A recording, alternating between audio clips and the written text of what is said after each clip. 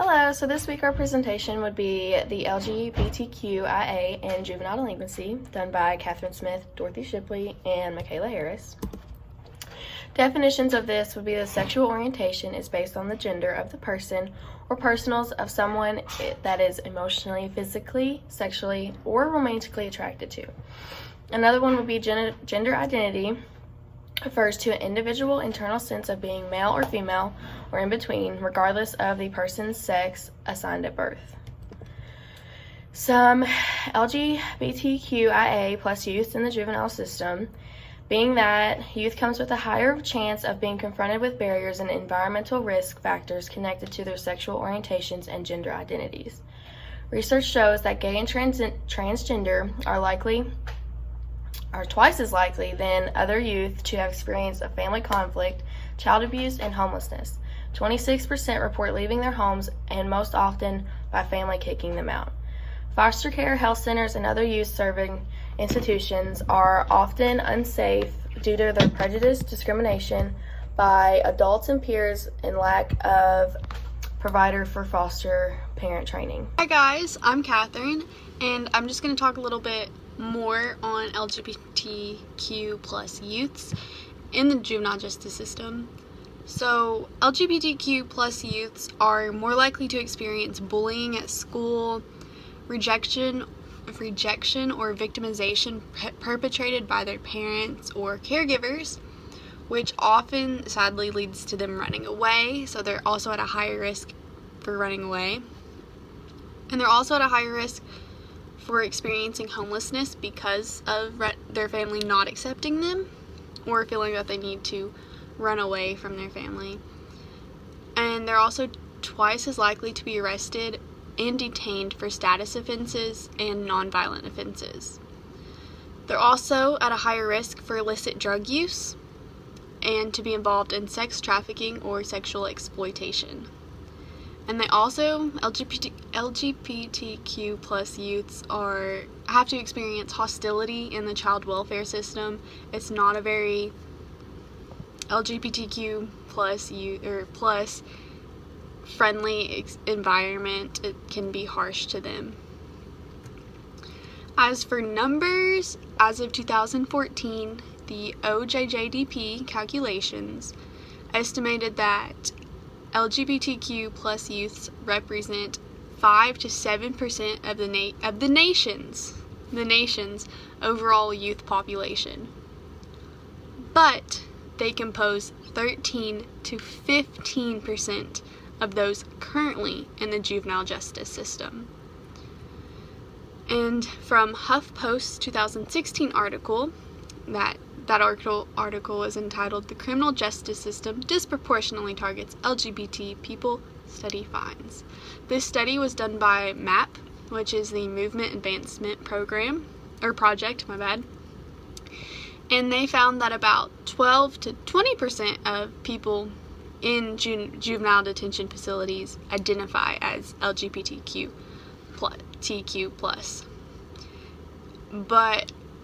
So that was 12 to 20% that are in the juvenile detention facilities.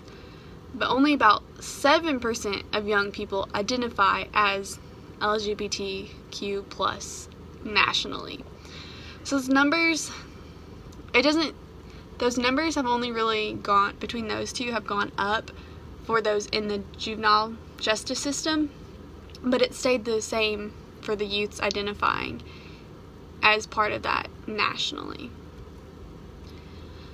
And the LGBTQ plus youth have a lot more struggles to face, and some of those struggles that they may face is that there's not a lot of resources specifically for or that are friendly towards LGBTQ plus youth, and they're usually imprisoned for petty crimes for survival, or crimes out of lack of family support.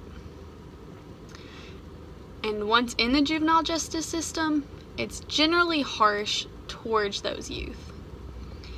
And they also have to overcome biases and lack of understanding, whether that's from attorneys, police officers, judges, or anyone else in the juvenile justice system. And I'm talking about there where there may be attorneys who are qualified to take on these cases where they could get their crime bumped down to a lesser offense, but because they don't understand the LGBTQ plus youth and how they identify as that, they may pass on that case and leaving a less qualified or less experienced attorney to take their place and to represent that youth. And the youths are also at a higher risk for violence and victimization while in the justice system. Hi, my name is Michaela, and I'll be discussing the relevant theories and response strategies around the LGBTQ plus community and juvenile delinquency. So, one of the theories that I found and was very interested in was a theory basically saying that the LGBTQ plus youth are more likely to engage in high-risk behaviors and other actions like that. So, for example, sex work or like survival sex, trying to stay alive by either like having sex with an abuser or something like that, or having sex for money to get what they need. So I found this very interesting because the LGBTQ plus community has a higher chance of being rejected by their family. So if they're being rejected by their family, that means that they're being pushed out onto the streets. They have no place to go. They have no home. So it makes sense for them to engage in these high-risk behaviors because that's what they have to do to survive.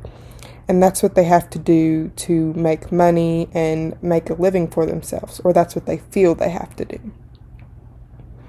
So this theory, it makes sense to me, however sad it is. Another theory I found was that the LGBTQ plus youth have experienced more childhood sexual and physical abuse than their non-minority youth. So this was actually very surprising to me. I guess I had never thought about it before, but there was a study that said that they have actually recorded more LGBTQ plus community childhood sexual and physical abuse cases than anybody else. There is another theory that states that the LGBTQ plus youth are at a higher rate of bullying in school than anybody else, which basically means that they get bullied in school more than anybody else, more than their straight counterparts or racial minorities or gender minorities. So this one made sense to me too. Obviously, the LGBTQ plus community, a lot of times they're seen as different or abnormal. So a lot of times, children in school will use that as a stage to like pick on them or bully them or try and scare them. To me, some of the strategies we should use to help these people is to require training for police officers that specializes in the LGBTQ plus community. We should create school-based support groups for all of the LGBTQ plus members in all schools.